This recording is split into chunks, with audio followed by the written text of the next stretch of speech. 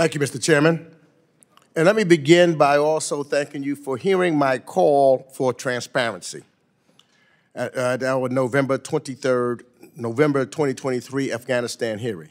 Yesterday, your staff sent us written notice of your personal commitment to publicly release all transcripts from interviews held during this Congress and in the committee's investigation into the United States withdrawal from Afghanistan after they are finalized on February 29th. This indeed is the right thing to do. The American people have funded our bipartisan oversight work, and we owe them full transparency, not just misleading, cherry-picked snippets. Such transparency is critical for any investigation, so I strongly hope that your commitment to make transcripts public will extend to the other oversight investigations you've initiated in this Congress in which witnesses have been questioned behind closed doors. We must not let this committee's activities become another typical move in a partisan game. And with that, let me thank Ambassador Calazard for appearing before our committee. Ambassador, you served under 3 different presidents in a variety of capacities during America's 20 years of war and effort in Afghanistan. And your insights on the August 2021 withdrawal and the many decision points that led to the events of August 2021 are important to this committee's understanding. A 20-year war deserves comprehensive and bipartisan oversight. But the title of this hearing, How the Biden Administration Failed to Enforce the Doha Agreement, is telling. It is not titled The Biden Administration's Failed Doha Agreement with the Taliban. That is because it was not Joe Biden who crafted the February 2020 deal. It was, in fact, his Republican predecessor that made the agreement with the Taliban that committed the United States to withdraw all of our troops from Afghanistan. Nor is the hearing titled, How the Trump Administration Failed to Press the Taliban to live up to its commitments in the Doha Agreement, but withdrew troops anyway.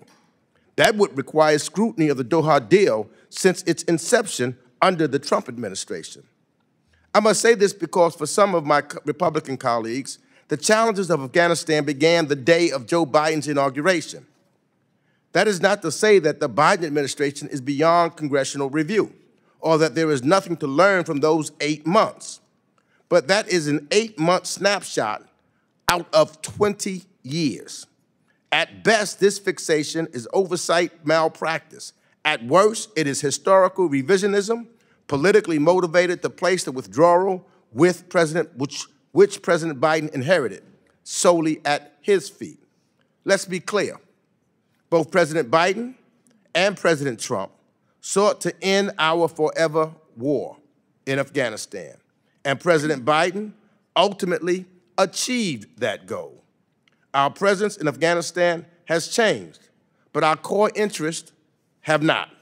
And the United States continues to pursue those interests as it has demonstrated with the killing of the emir of al-Qaeda and a key 9/11 mastermind, Ahmad Izawi, in 2022 in Kabul. This is not about pointing blame. This is about grappling with reality, with the facts we like, as well as the ones we don't, and with the sacred constitutional responsibility we have to oversee the State Department and the U.S. foreign policy. To that end, I want to acknowledge Ambassador Dan Smith's statement, which is submitted for today's record.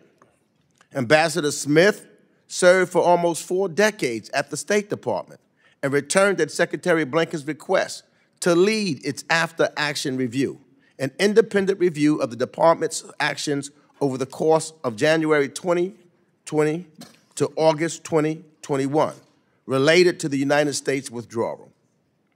The results of his review, drawn from more than 150 interviews, are not just invaluable, but actionable, and provide a roadmap we all should consult regularly to support the department's crisis management capacity and its single greatest assets, its people.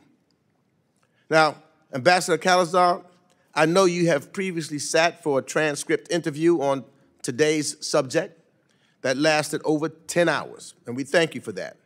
That's a testimony to both your vast knowledge to share and your deep commitment to America and to our national security. So I look forward to your testimony, and I hope that the American people can hear today what we have already heard behind closed doors. And with that, I yield.